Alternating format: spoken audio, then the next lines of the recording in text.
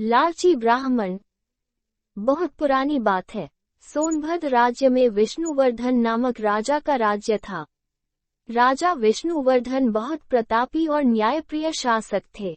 उनके न्यायप्रियता के चर्चे दूर दूर तक प्रचलित थे।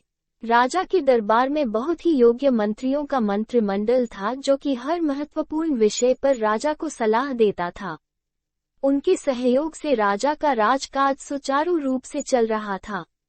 एक बार की बात है कि राज दरबार में राजा विष्णुवर्धन अपने मंत्रियों के साथ किसी महत्वपूर्ण मुद्दे पर चर्चा कर रहे थे कि उसी समय एक गरीब किसान दरबार में आया और राजा से न्याय की याचना करने लगा।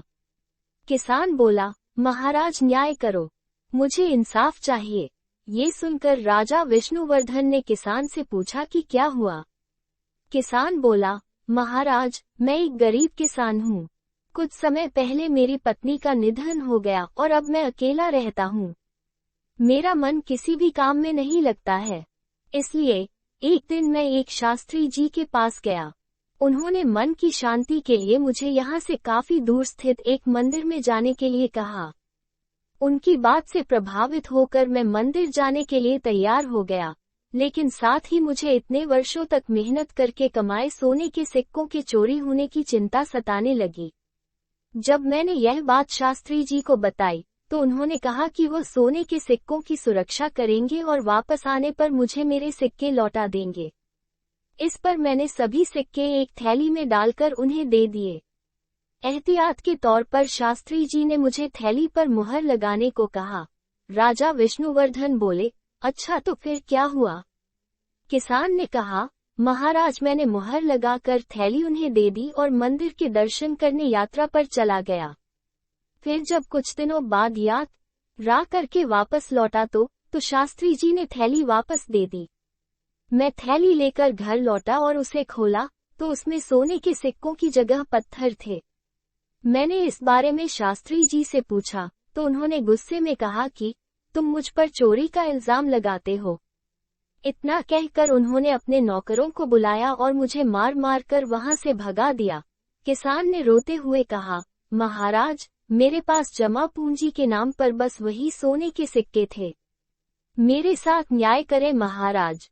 राजा विष्णुवर्धन ने किसान से उस ब्राह्मण का नाम पूछा तो किसान ने बताया कि उनका नाम पंडित रामेश्वर शास्त्री है। किसान की बात सुनकर राजा विष्णुवर्धन ने उसे न्याय मिलने का भरोसा दिलाया और उससे 2 दिनों तक का समय मांगा।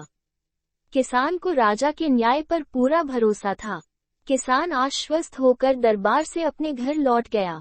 किसान के जाने के बाद राजा बहुत देर तक इस मामले पर सोचते रहे। अंततः उन्हें इस समस्या का समाधान मिल गया।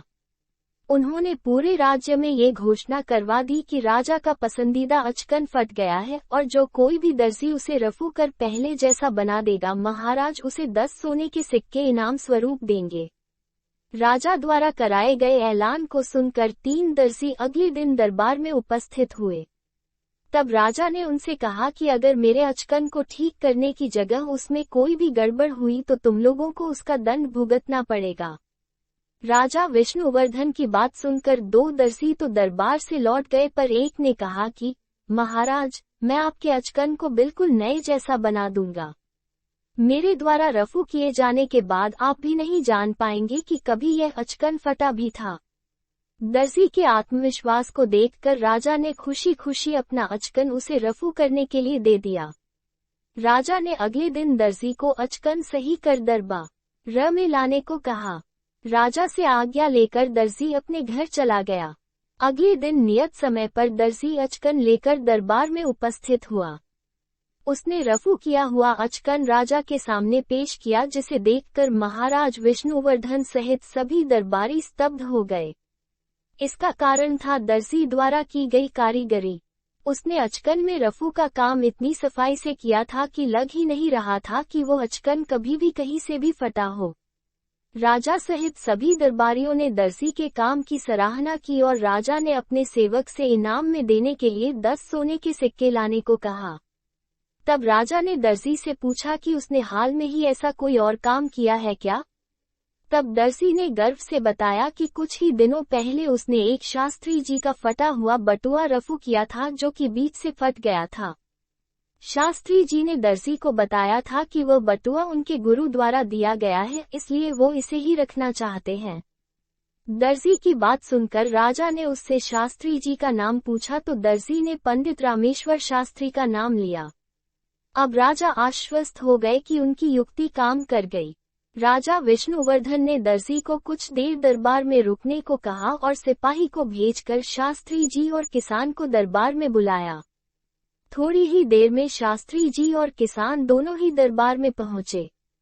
शास्त्री जी ने जैसे दरबार में दर्जी को देखा वैसे ही वो समझ गए कि उनकी चोरी पकड़ी गई है। शास्त्री जी ने डर के मारे सब कुछ सच सच राजा को बता दिया। शास्त्री जी ने कहा, महाराज, मैं एक साथ इतने सारे सोने के सिक्के देखकर लालची हो गया था, मुझे माफ कर दीजिए। राजा विष्णुवर्धन ने लालची ब्राह्मण को आदेश दिया कि वो किसान को उसके सोने के सिक्के लौटाए और साथ ही उसे 1 वर्ष कारावास की सजा सुनाई। इसके बाद एक बार किसान सहित वहां उपस्थित सभी लोगों ने राजा की बुद्धि और न्याय की भूरी भूरी प्रशंसा की। अतः इस कहानी से हमें ये शिक्षा मिलती है कि हमें कभी लालच नहीं करना चाहिए और न ही किसी के साथ धोखा करना चाहिए। गलत काम के बदले एक न एक दिन सजा जरूर भुगतनी पड़ती है।